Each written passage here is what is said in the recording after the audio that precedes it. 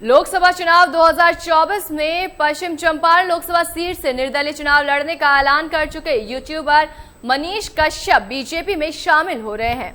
BJP सांसद मनोज तिवारी के साथ वो दिल्ली गए हैं, जहां वो आज बीजेपी की सदस्यता ग्रहण करेंगे।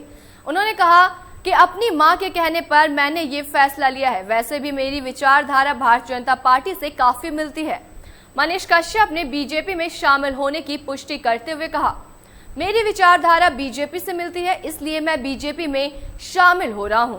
मैं बीजेपी में शामिल नहीं होना चाहता था, लेकिन भाजपा नेता मनोज तिवारी ने मेरी मां को फोन कर मुझे बीजेपी में शामिल होने के लिए कहा।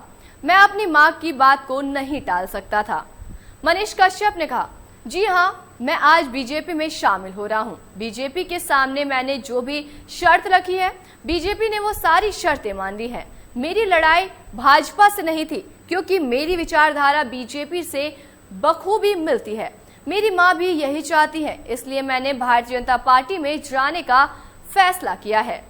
तो वहीं आपको बता दें कि यूट्यूबर मनीष कश्यप आने वाले समय में बीजेपी कोटे से एमएलसी का चुनाव भी लड़ सकते हैं। और इसको लेकर सवाल पूछने पर उन्होंने मुस्कुराते हुए कहा कि पार्टी जैसा चाहेगी वैसा करूंगा। हाँ, ये जरूर है कि मैंने अपनी इच्छा पार्टी नेताओं के सामने रख दी है।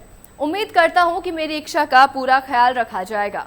पश्चिम चंपारण लोकसभा सीट पर जहां एक तरफ बीजेपी के उम्मीदवार डॉक्टर संजय जायसवाल चुनाव लड़ रहे थे, तो वहीं कांग्रेस ने अपना उम्मीदवार मदन मोहन तिवारी को बनाया था।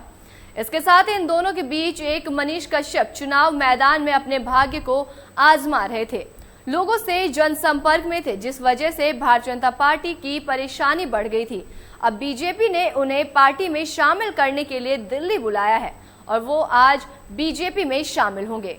वहीं आपको ये भी बता दें कि यूट्यूबर पर मनीष कश्यप के चुनाव लड़ने से पश्चिम चंपारण लोकसभा सीट पर त्रिकोणीय मुकाबला हो गया था। लगातार मनीष कश्यप लोगों के बीच में जाकर चुनाव पर चर्चा कर रहे थे, लोगों से जनसंपर्क में थे, चुनाव प्रचार कर रहे थे, जिस कारण बेतिया की राजनीतिक सरगर्मी तेज हो गई थी। अब मनीष कश्यप के बीजेपी में शामिल होने के बाद बीजेपी कैंडिडेट संजय जायसवाल के लिए लड़ाई थोड़ी आसान हो सकती है। बिहार में जनहित के मुद्दे को लेकर सवाल उठाने और रिपोर्टिंग करने वाले यूट्यूबर मनीष कश्यप उस वक्त देश भर में सुर्खियों में आए थे, जब तमिलनाडु में बिहारी मजदूरों के साथ मारपीट के फर्जी वीडियो पोस्ट करने के मामले में उनके खिलाफ केस दर्ज हुआ था। कई प्राथमिकी दर्ज होने के बाद उन्होंने सरेंडर कर दिया था और बाद में तमिलनाडु पुलिस उनको अपने साथ लेकर गई थी और कई महीनों तक मदुरई जेल में रखा गया और उन पर एनएसए भी लगाया गया था। कई महीनों बाद सभी मामलों में बेल मिलने के बाद वो जेल से बाहर आए हैं।